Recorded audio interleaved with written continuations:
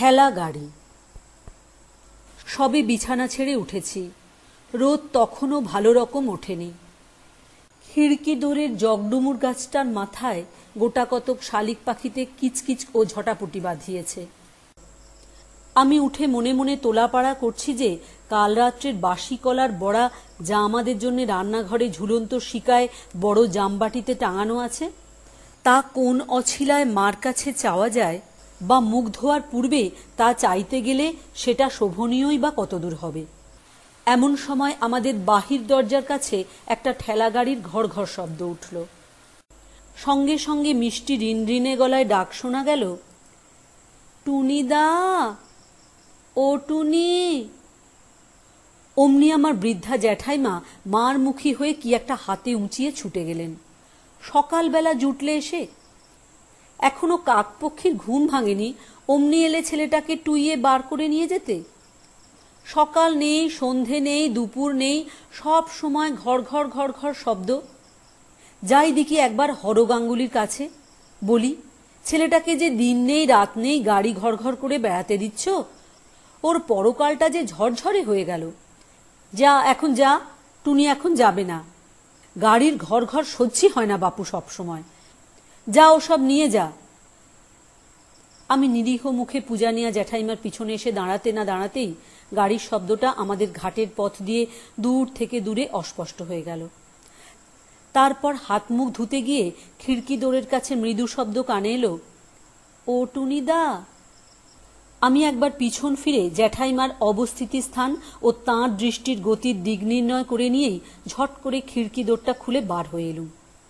সকালের পদ্মের মতো নির্মল, প্রফুল্ল, তরুণ নরু হাসি ভরা ডাগর চোখে দাঁড়িয়ে আছে। আসবি নে টুনিদা? এই উঠলাম যে, এখনো মুখ ধুইনি, খাবারও খাইনি, বাড়ির মধ্যে আয় না। নরু চোখের ইশারায় দেখিয়ে দিয়ে বললে, কোথায়? কিছু বলবে না জ্যাঠাইমা, আয় তুই। উত্থাপিত প্রস্তাবে সে মনে প্রাণে যোগ দিতে সক্ষম হল না। তুই আয় মুখ ধুয়ে টুনিদা, আমি চালতে তলায় আছি গাড়ি নিয়ে। চড়বি তো টুনিদা? দুজনে মিলে পাড়ায় বেরিয়ে গেলুম। তেঁতুলতলার খেলার জায়গায় খুব ভিড়। মুখুজ্জে পাড়ার কোনো ছেলে আর বাকি নেই। নরু হাসি মুখে বললে, আয় পটুদা, নিতাইদা, আমি গাড়ি এনেছি, দেখ ঠিক সময়টা আসিনি। আয় চড়। গাড়ি একা নরুই টানতে লাগলো। চড়ল সকলেই। পটু বললে, দুপুরবেলা আমাদের বাড়ি যাবি নরু? নরু ঘাড় নেড়ে অসম্মতি জানালে। পটু বললে, যাস তুই, সেদিন যে একেবারে কাকার সামনে গিয়ে পড়েছিলি, তা কি হবে? নরু বললে, আমি আর যাচ্ছি না তোমাদের বাড়ি পটুদা। তোমার কাকা সেদিন একেবারে মারতে বললে, রোজ রোজ গাড়ি ঠেলে বেড়ানো বার করছি। আমি না পালালে সেদিন মার খেতুম ঠিক। যদি এরপর গাড়ি কেড়ে রাখে। সেখান থেকে দুজনে গিয়ে পথের ধারে বড় জামতলা ছায়ায় বসে গল্প করলুম। রোজই কত গল্প হতো। এরপরে কে কি হবে তাই নিয়ে গল্প। খোকার অত ভবিষ্যৎ ভেবে দেখবার বয়স হয়নি। সে এরপরে কি হবে অত গুছিয়ে বলতে পারে না। খাপছাড়া ভাবে উত্তর দেয়, বলে সে নৌকোর মাঝি সর্দার হবে, রেলগাড়ির ইঞ্জিন চালাবে। স্টিমার যারা চালায় তাদের কি বলে, তাও হতে চায়। আমি আমার সমবয়সী ছেলেদের তুলনায় একটু অকালপক্য। বলতাম, আমি ভাই সাহেব ডাক্তার হব, মহকুমার হাকিম হব। অনেক বেলায় সে রৌদ্রে ঘুরে রাঙা মুখে বাড়ি ফিরত। বাবা যেদিকে বসে সেদিকে না গিয়ে চুপি চুপি অন্য দিক দিয়ে বাড়ি ঢোকে। মা বলতো, ওরে দুষ্টু, তুমি সেই বেরিয়েছ কোন সকালে, আর এই দুপুর ঘুরে গেল, এখন তুমি।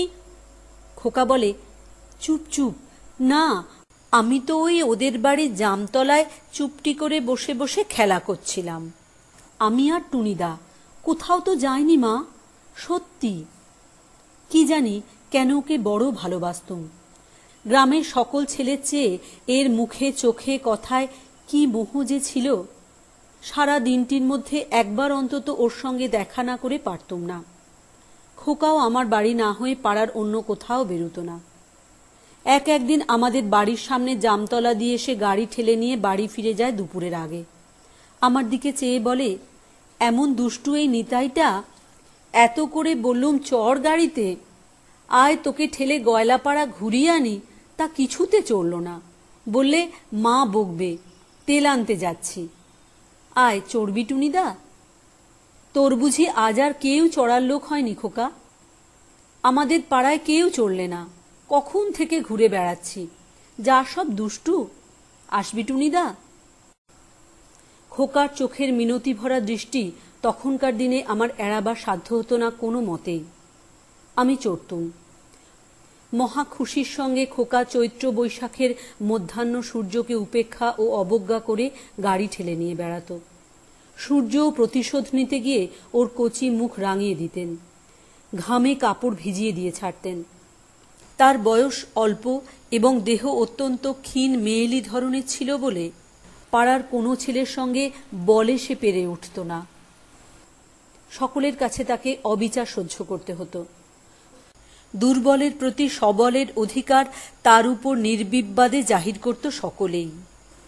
সেদিনটা ছিল ভারী গরম।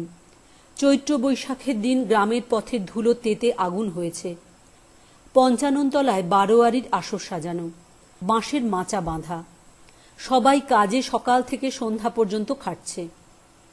বড় পিটুলি গাছতলাটায় তার ঠেলা গাড়ির ঘর ঘর আওয়াজ উঠল। অনু বললে, ওই নরু আসছে। পিছনে পরম সঙ্গী কেরোসিনের ঠেলা গাড়িটা টেনে নরু হাজির। বাঁধা আসরের দিকে এসে আঙুল দেখিয়ে বলে, যাত্রা কবে বসবে রে টুনিদা? সংবাদ সংগ্রহের পর সে সন্তোষের হাসি হাসল। আঙুল দিয়ে গাড়িটার দিকে দেখিয়ে বললে, চড়বি পটুদা? পটু ঘাড় নেড়ে বললে, চড়ব। টানবে কে? খোকা খুব খুশি হয়ে বললে, কেন আমি? আসন্ন আমোদের প্রত্যাশায় তার চোখ মুখ উজ্জ্বল হয়ে উঠেছে। পটু বললে, তুই বুঝি আমায় টানতে পারিস? টান দেখি কেমন হয়। না আর আমাকে বসো না, টানতে কেমন পারিনে। পটুর পালা শেষ হয়ে গেলে ক্রমে ক্রমে অনু, বীরু, হরু উপস্থিত সব ছেলেই উঠল গাড়িতে। এদের মধ্যে বড় ছোট সব রকমই আছে।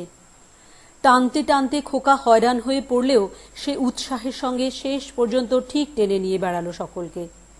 সকলে শেষ হয়ে গেলে সে হেসে সকলের মুখের দিকে চেয়ে বললে, আমায় একটু এইবার টান।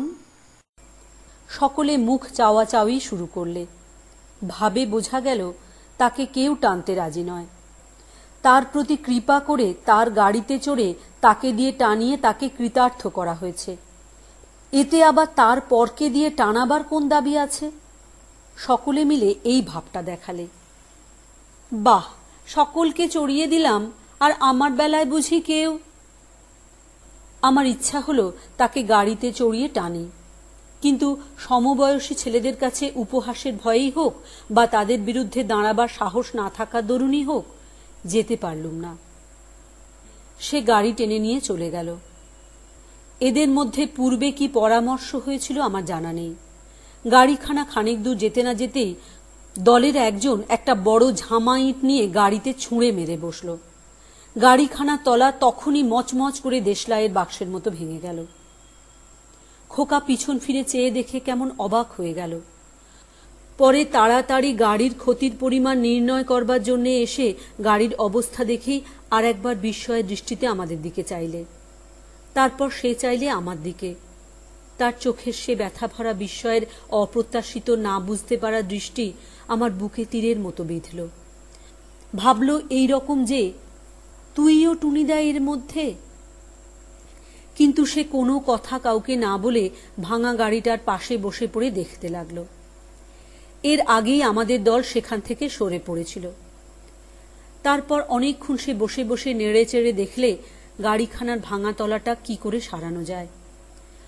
পাশে একটা ছোট বাকস ফুলের গাছের সাদা ডালে থলো থলো বাকস ফুল দুলছিল। তারই পাশে গাবভেরেন্না ঝোপের ধারে সে গাড়িখানা রেখে খানিক বসে বসে পরে ঠেলে নিয়ে গেল। সারা রাত ভালো ঘুম হলো না। সকালে ওদের বাড়ি ছুটে গিয়ে যদি ভাব করে ফেলতুম তো বেশ হতো, কিন্তু কেমন বাঁধো বাঁধো ঠেকতে লাগলো। খোকা রোজ সকালে আসে, সেদিন এলো না। অভিমানে ভুল বুঝেছে। 2-3 দিন করে সপ্তাহখানেক কেটে গেল। অল্পদিন পরেই আমি বাড়ির সকলের সঙ্গে মামার বাড়ি চলে গেলুম ছোট মাসিমার বিয়েতে। ফিরতে হয়ে গেল 8-10 মাস। খোকাকে ফিরে এসে আর দেখিনি। আগের পৌষ মাসে সে হুপিং কাশিতে মারা গিয়েছে। ফেরবার দিন 10 পরে একদিন ওদের বাড়ি গিয়েছিলুম। খোকার মা উঠানে কুল রৌদ্রে দিয়েছিল, তখন তুলছে। আমায় দেখে বললে, টুনি, তোরা দেশে এলি? আমি কোনো কথা বলবার আগেই তার মা হাউ হাউ করে কেঁদে উঠল। তবুও এসেছিস তুই টুনি? আর কি কেউ আসবে এ বাড়িতে বেড়াতে? খোকা যে আমার ফাঁকি দিয়ে চলে গিয়েছে রে। বস বস, বাতাবি নেবু পাকা ঘরে আছে, কেটে দেব, খাবি নুন দিয়ে? ওই পেকে পেকে থাকে, কেউ খায় না। খোকা কত খেত, খা না বসে বসে। শরতের অপরাহ্ন, নির্মেঘ নীল আকাশের তলায় অবসন্ন বৈকালে রৌদ্রে ডানা মেলে কি পাখি উড়ে চলেছে। কার্নিশ ভাঙা ছাদের ফাটলে কোথায় ঘুঘুর ডাক। উঠানের ছায়া, স্নিগ্ধ বাতাস, শুকনো ফুলের গন্ধে ভরপুর। খোকা সেই ঠেলা গাড়িখানা দেখলুম, কাঠের মাচার নিচে তোলা আছে, দড়িটা পর্যন্ত। অনেক দিন গাড়িটাতে কেউ হাতও দেয়নি। বহুকালের কথা হলেও আমি কিন্তু চোখ বুঝে ভাবলেই দেখতে পাই কতকাল আগেকার 8 বৎসরের সেই ছোট্ট খোকাটি ঠেলা গাড়িটা টেনে নিয়ে বেড়াচ্ছে। নির্জন দুপুর ঘুঘুর ডাকের মধ্যে বাড়ি থেকে বেরিয়ে পালেদের জামরুল বাগানের ছায়ায়, আমাদের বড় মাদার গাছটার তলাকার পথ দিয়ে রাঙা মুখে আশা ও আনন্দ ভরা উজ্জ্বল চোখে সে তার কেরোসিন কাঠের গাড়িখানা টেনে টেনে নিয়ে আসছে। নারিকেল তলা বেয়ে, পটুদের বড় দোফলা আম গাছটার তলা বেয়ে যেতে যেতে ক্রমে তার মূর্তি মাইতি পুকুরের মোড়ের পথে সুপারি গাছের সারির আড়ালে অদৃশ্য হয়ে যায়।